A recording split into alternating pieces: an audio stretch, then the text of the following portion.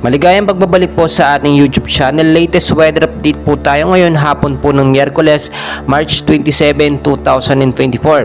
Pero bago po tayo magpatuloy, pa-like and subscribe na rin po and pahit ng notification bell para ma-notify po kayo sa ating mga daily latest weather update. So may bigla ang pag-uulan po na nangyari mga kaibigan sa ilang bahagi po ng Metro Manila, Luzon, Visayas at Mindanao. Ito po ay dulot ng easterlies o yung mainit na hangin galing po sa karagatang Pasipiko. Samahan pa po or kasama pa po dyan ang ilang mga localized thunderstorm. Paglilinaw lamang po, wala pa naman po tayong bagyong binabantayan sa loob po ng Philippine Area of Responsibility. Kahit LPA wala pa naman po, pero may mga kumpul po ng kaulapan or mga cloud cluster po sa labas po ng PAR.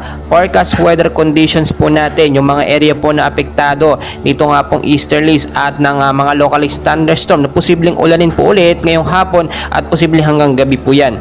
Sa area po ng Ilocos Region, Cordillera, kasama na po ang ilang bahagi ng Cagayan Valley at Aurora, maulap po na panahon ng mararanasan dyan ngayong hapon at posibleng hanggang bukas din po ito na mayroon po mga isolated rain showers at thunderstorm pagdating sa gabi. Easterlies po ang dulot yan. May posible pong pagbabaha ito sa mababang paglugar at lastly naman po sa matataas na lugar, no? Kung sakaling magkaroon po ng malakas at patuloy na pag-ulan.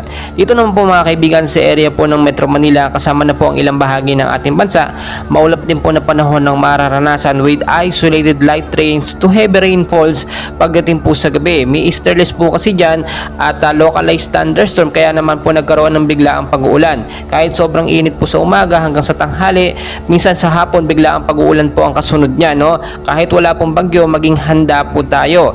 Ayon sa pag-asa, posibleng isang bagyo po ang pumasok bago po matapos ang buwan ng Marso. Pero tulad ng aking sinasabi, always know the weather before you go para safe at handa po tayo lagi sa anumang pong banda ng panahon. And please huwag kalimutan mag-like and subscribe for more weather updates. Maraming